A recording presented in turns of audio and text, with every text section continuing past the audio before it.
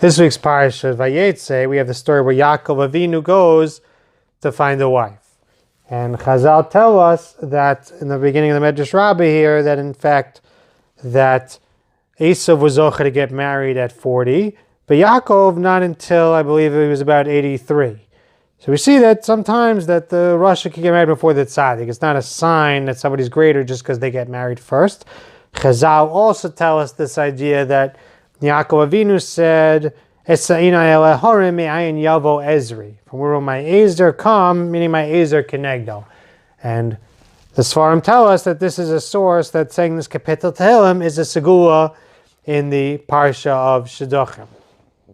I saw a sefer specifically saying that idea of saying Kapitel Kuf Chaf Aleph during the Elokai Nitzar. Anyway, so Yaakov Avinu comes and he comes to Lavan, and Lavan asks him which daughter he wants to marry.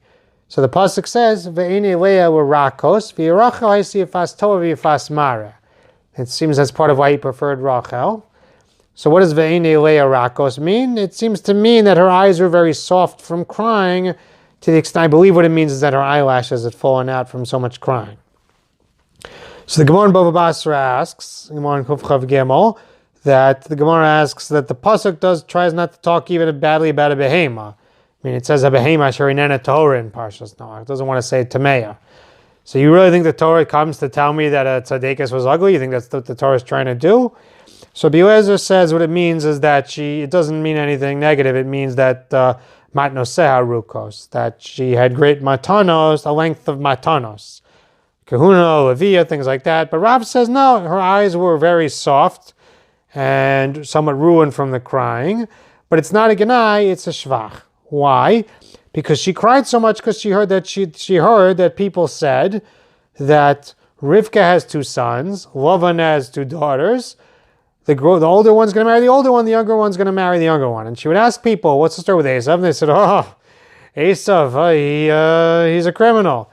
And what about Yaakov? He's a tzaddik, he sits and learns. And she cried until Nishu Riseina, until her eyelashes fell out. So when I was a kid, I heard this Chazal, Rashi brings it. I thought what it meant is that she'd heard such rumors and she was afraid about it, and that's why she cried so much.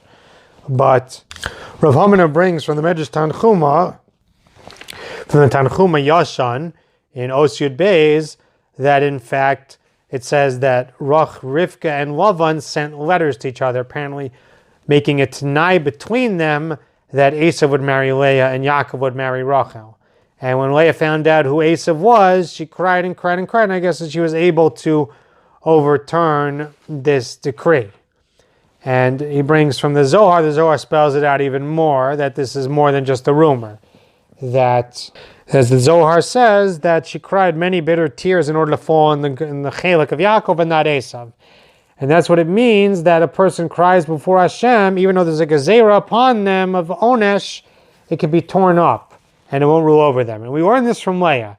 Meaning, in other words, says the Zohar, it was nigzer on Leah to fall into the chelik of Eisev, but with her tefillahs and tears, she was zocheh that she preempted marrying Yaakov even before her sister, and she wasn't given to Eisev. So this was actually the gezerah, and her tefillahs and her tears were able to change it. Rav actually brings from the Medrash Seichel Tov that the Yitin Lavan as Zilpa. The Medrash says Zilpa. She was called Zilpa because her eyes were Zilfa Damos, because her eyes cried tears, because her master was supposed to go to Eisev. And so Rav suggests that maybe that's also why Zilpa was zocher to have 2 shvatim, was because she cried like this that Leah shouldn't marry Eisev.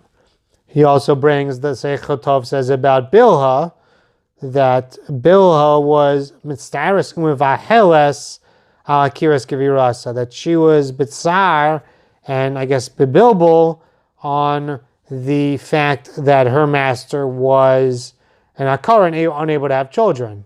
He suggests maybe that was her zchus to have 2 shvatim. In other words, it sounds to me like that the Midrashim was saying that really Rachel was destined to be the wife of Yaakov Avinu, and because of the tears and the tsar and the crying of The other of these other women, they were Leah, Bilhah, and Zilpah. They were able to change the Gezerah and become married to Yaakov and become mothers of the Shvatim.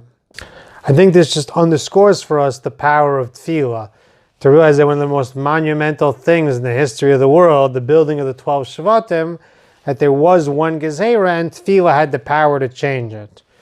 So just Kal v'chomer in our own lives, our own challenges, that Tefilah can very much change the Gezerah. Tefilah can, and prayer and tears before Hashem can very much change what was decreed.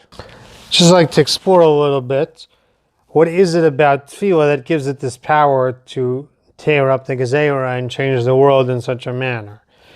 We say before Rosh Hashanah, we say, during the Sefer Tshuva, we say, Tshuva, Tefilah, Tzedakah, Ma'avirus Ro'a Gezerah. That Tshuva, Tefilah, and Tzedakah can change the Gezerah. So Tshuva, I understand, that's the transformation of the self. A person works on himself, he does Tshuva for his Chatam, now he's worthy of a different Gezerah. But what's Tefilah? Why should Tefilah change the Gezerah? Because a person asks Hashem to change it, therefore Hashem change it. What's the power of Tefilah in this regard?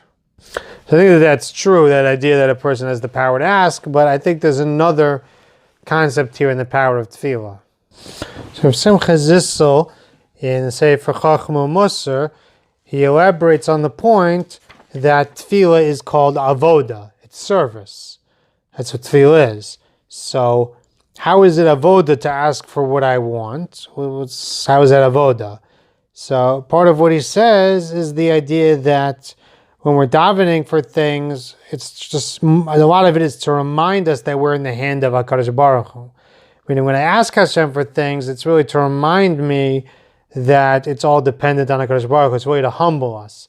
So in a sense, Tefilah is a transformative idea in the same way that Tshuva is supposed to be, in the sense that it's reminding us that Hashem is in control and building our awareness. The more we turn to Hashem and we say about something that we need, that I know it comes from you, I know it's all dependent on you, that's when we transform the self. And I think that's when we really could tap into Tefilah and be zocheh to its blessings, is maybe not just by saying Hashem, give me, but when we realize that it comes from Hashem and our dependence on Hashem, then we begin to become different people who are worthy of bringing that bracha into our lives. And Simcha Zissel says a person can reach the level where the Simcha of a tzaddik, when his tefillahs are accepted, is not because of the fact that he removed the tzara. It's because he's found grace in the eyes of Hashem. That's where the Simcha comes from. A person can really reach that, is trying to reach that level of bittul of the self and just focus on HaKadosh Baruch Hu and appreciation of HaKadosh Baruch, everything being about HaKadosh Baruch Hu. That's really what being a servant is. That's really what Avodah is. So maybe we just take these lessons of what Tefilah is about, be inspired by the power of what our imahos were able to achieve with their Tefillahs, and be including the fact that some of the imahos were barren, and then their Tefillahs changed that's changing of nature, changing of Gezerahs, and appreciate what Tefilah could do to transform us and transform our destiny. And maybe zocheh that we tap into its power and be zocheh to bring more bracha into our lives. Have a wonderful Shabbos.